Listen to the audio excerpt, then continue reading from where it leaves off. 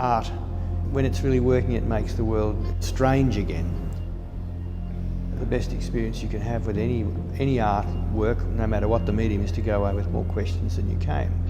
Bill Henson is unwavering, both stylistically and in standing by his works.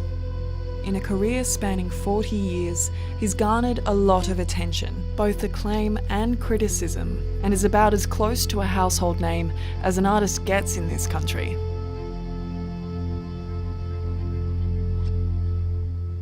Hanging on these walls are photographs that he's been working on for the last 6 to 7 years, and it's the first new work he's shown during this time.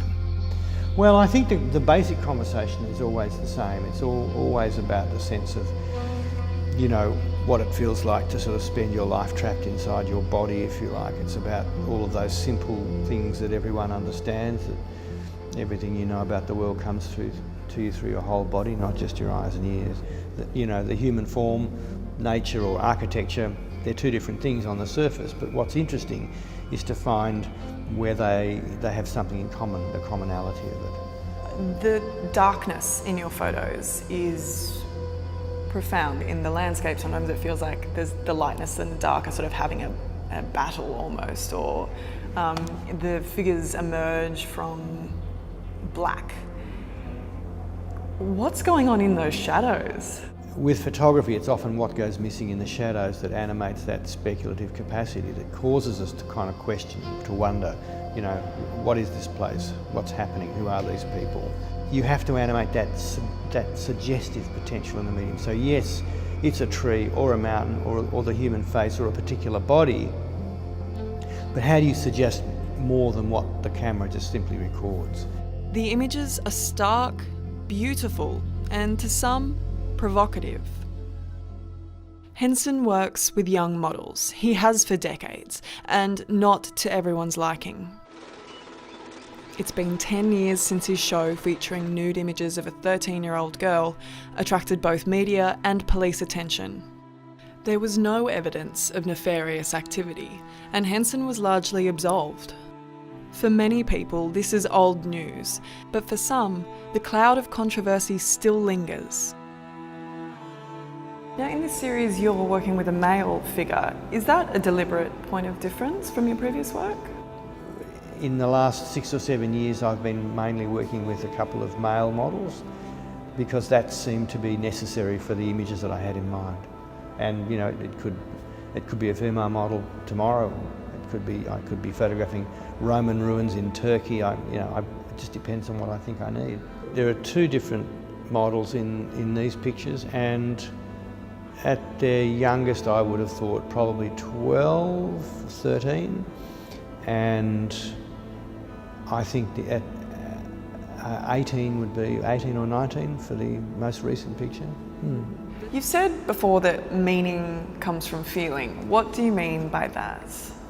Well, I think that sometimes the arrogance of a lot of theoreticians kind of gets in the way, and people end up thinking that meaning comes from meaning. But I think the nature of life on Earth is that you feel something, and that causes you to reflect upon it. If you don't feel anything much, you're not going to think much about it. With that idea that meaning comes from feeling, when the feeling, say, looking at one of your works, is one of discomfort or ambivalence or doubt, what can we derive in terms of the meaning? Well, it will mean, fortunately, a different thing to every person, because you bring your own life's experiences to bear.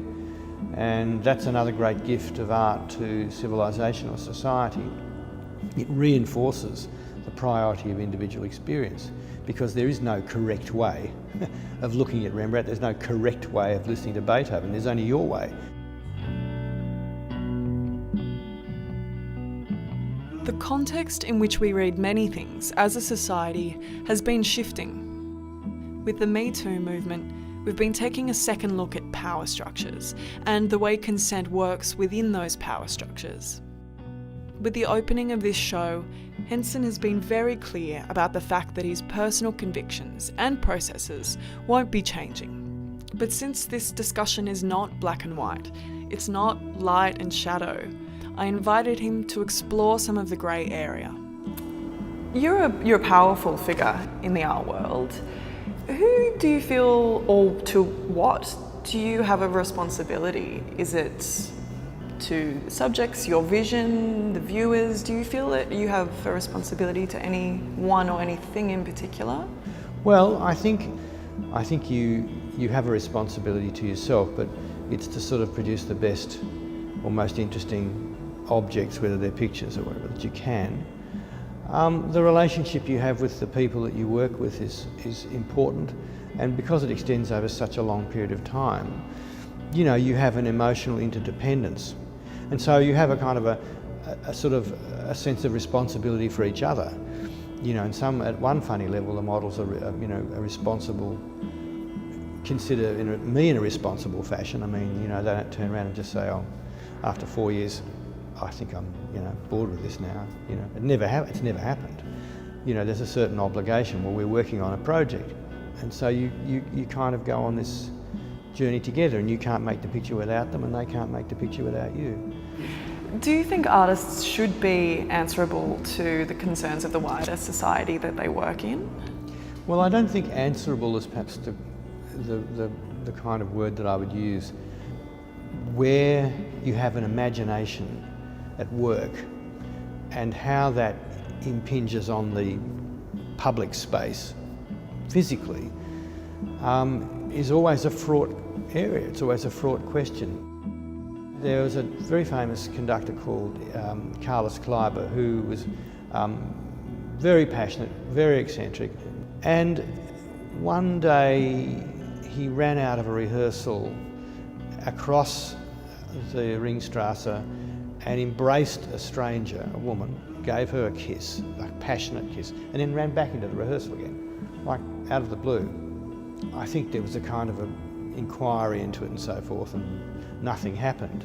But one of the musicians in the Vienna Philharmonic in this documentary says, "Well, you know, we expect artists to pull these incredible things out of their imagination and to realize them in our world. And then we want them to go home and be a nice neighbor and a good husband. I can't imagine."